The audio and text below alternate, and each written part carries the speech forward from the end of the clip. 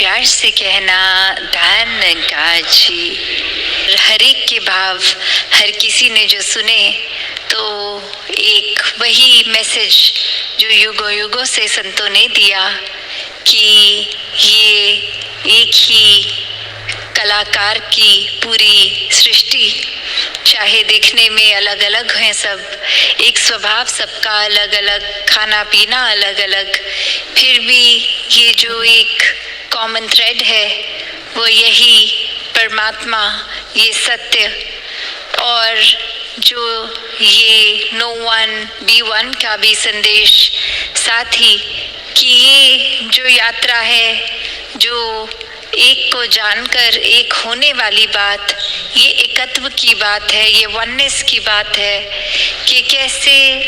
ये जीवन में हर कोई जहाँ एक बैकग्राउंड चाहे जो भी हो, कहीं से भी आ रहे हों, पर ये जब परमात्मा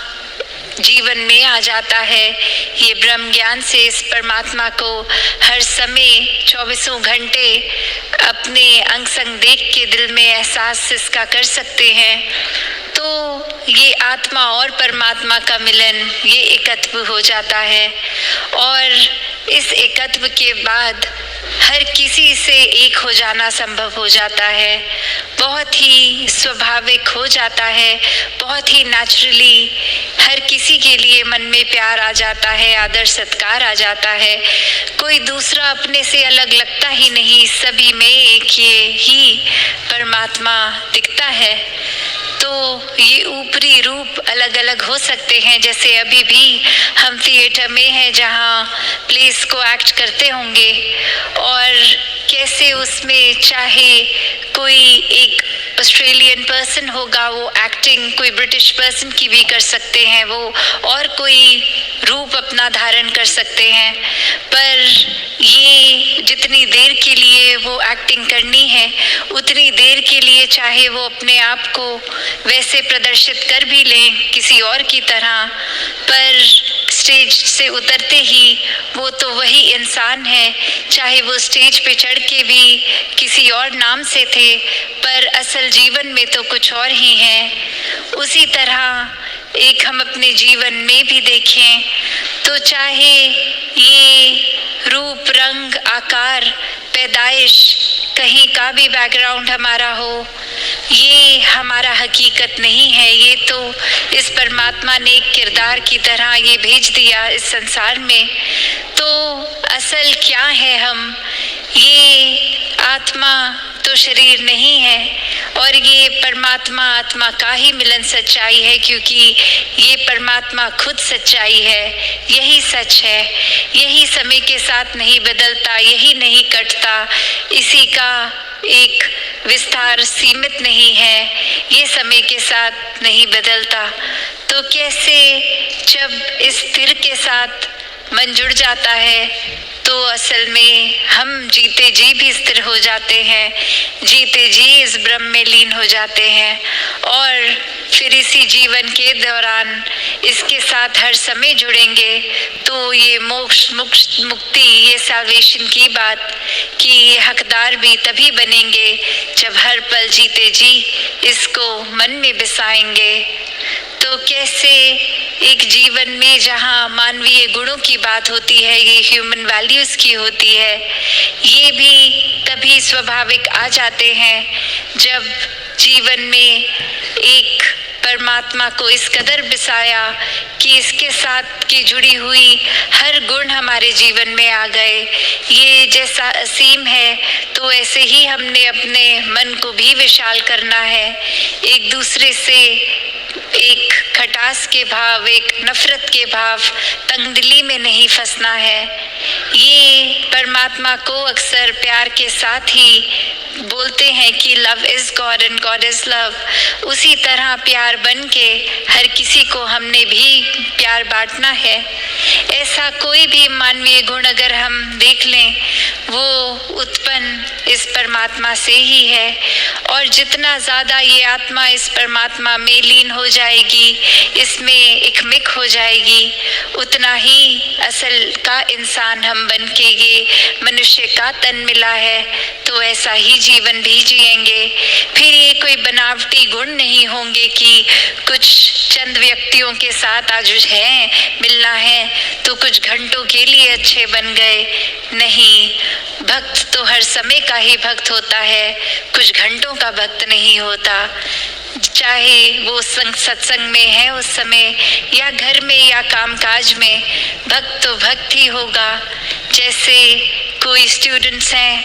अगर वो स्कूल के अंदर भी उस समय है तो भी वो स्टूडेंट ही कहलाया जाएगा। जब वो समर ब्रेक पे हैं अपनी छुट्टियों पे तो भी कोई पूछे आप क्या करते हैं तो जवाब में यही आएगा हम स्टूडेंट हैं। चाहे वो पूरी छुट्टियों में एक किताब एक अक्षर भी ना पढ़ा हो, वो रहेंगे तो स्टूडेंट्स ही। तो ऐसे ही एक जीवन भक्त का, जहाँ हर समय 24 घंटे की भक्ति है, ये उठते बैठते सोते जागते अपनी सारी रोल्स एंड रिस्पॉन्सिबिलिटीज, ये कर्तव्यों को निभाते हुए भी भक्ति ही भक्त हर समय करता है। कोई काम में जब प्राथमिकता इस परमात्मा को दी जाए वो स्वाभाविक रूप में ही भक्ति बन जाती है। ये एहसास की बात है, ये एक में खोकर उसी से अपने आप को अलग ना महसूस करते हुए तो ऐसा ही जीवन जीना भक्तों ने सिखाया है। वरना तो जिस समय हम इस परमात्मा को भूल जाएं वहीं अहंकार भी मन में साथ ही आ जाएगा, नेगेटिविटी आ जाएगी, अंधेरे आ जाएंगे। तो ऐसा भी स्वभाव बन जाता है इंसान का कि फिर एक दूसरे से नफरत करने के अनेकों कारण बना लेगा, जो कारण होगा भी नहीं। ऐसे भी कह देंगे कि वो इंसान पसंद नहीं है, कारण नहीं पता क्यों नहीं अच्छा लगता, बस अच्छा नहीं लगता, ऐसा तक कह देते हैं, सोच बना लेते हैं, बेवजह ही नफरतों के कारण बन जाते हैं। और जैसे संसार में हम देखते हैं that people do odd things to get even, कि किसी के लिए एक मन में बात रख ली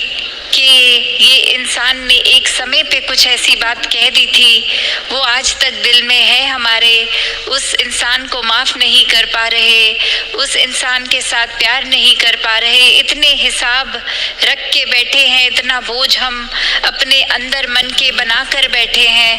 कि ये एक समय आएगा तो उसने मेरे साथ ऐसा किया तो मैं उसके ये बोलूँगा, ये करूँगा। ऐसे तो ये स्कोर सेटल हो रहा है आज की दुनिया में कि किसी ने कुछ कहा तो उससे बढ़ चढ़ कर और बुरा उसको कह दिया जाए, जबकि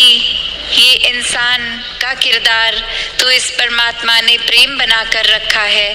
तो कैसे हम अपने से अलग ही व्यवहार करते जा रहे हैं, जो मूल रूप में ये परमात्मा के गुण हैं हम में, उससे तो काफ़ी अलग हैवानों वाला जीवन जी रहे हैं। तो जीवन के श्वास बहुत ही अनमोल हैं,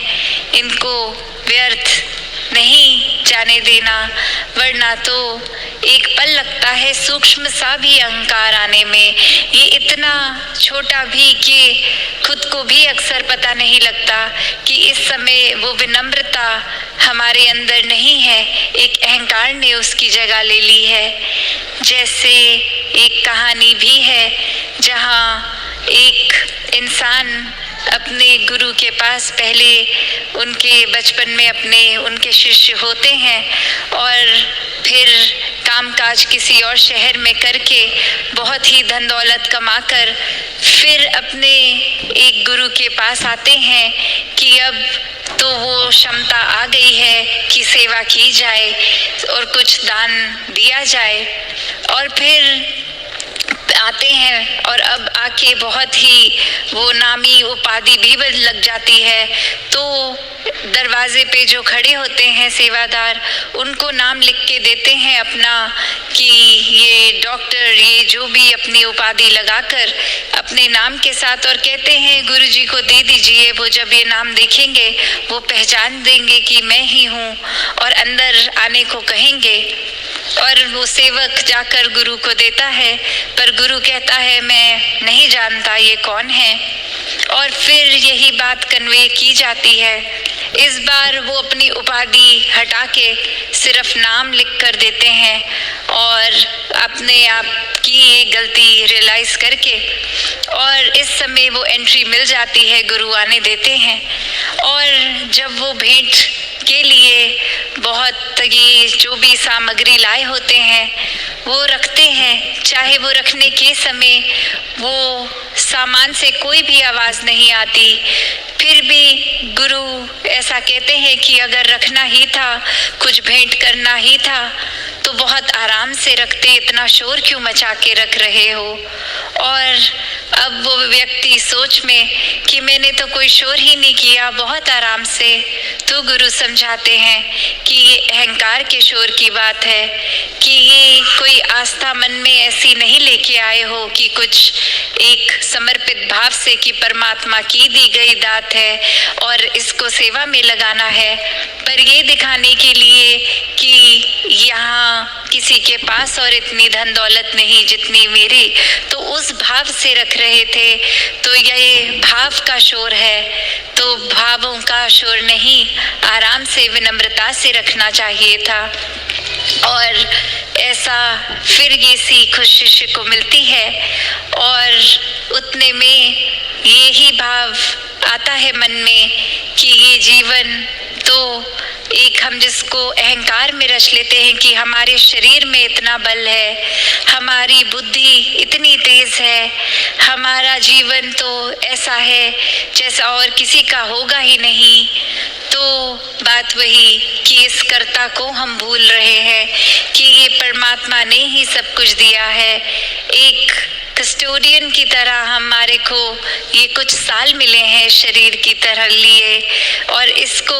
सिर्फ सदुपयोग में ही लगाएं। अगर शरीर का बल है तो किसी को गिराने में नहीं, किसी को उठाने में वो बल का इस्तेमाल हो। एक अगर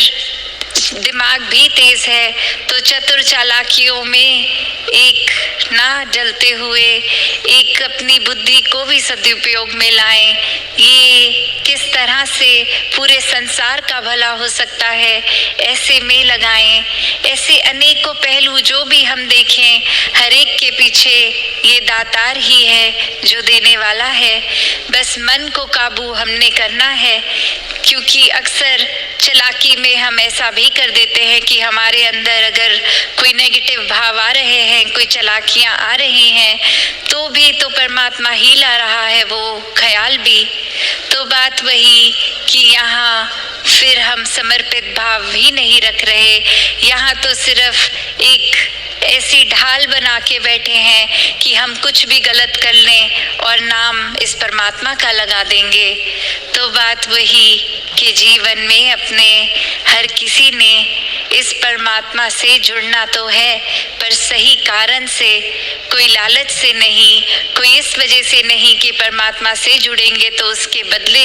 जीवन संवर जाएगा, जीवन में उपलब्धियां आ जाएंगी, धन दौलत आ जाएगा, शरीर ठीक रहेगा।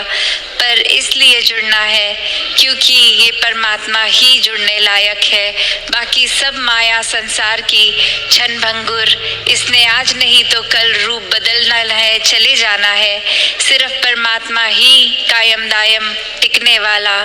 तो ऐसा ही एक ठहराव वाला जीवन, सहज जीवन हर कोई जीता जाए।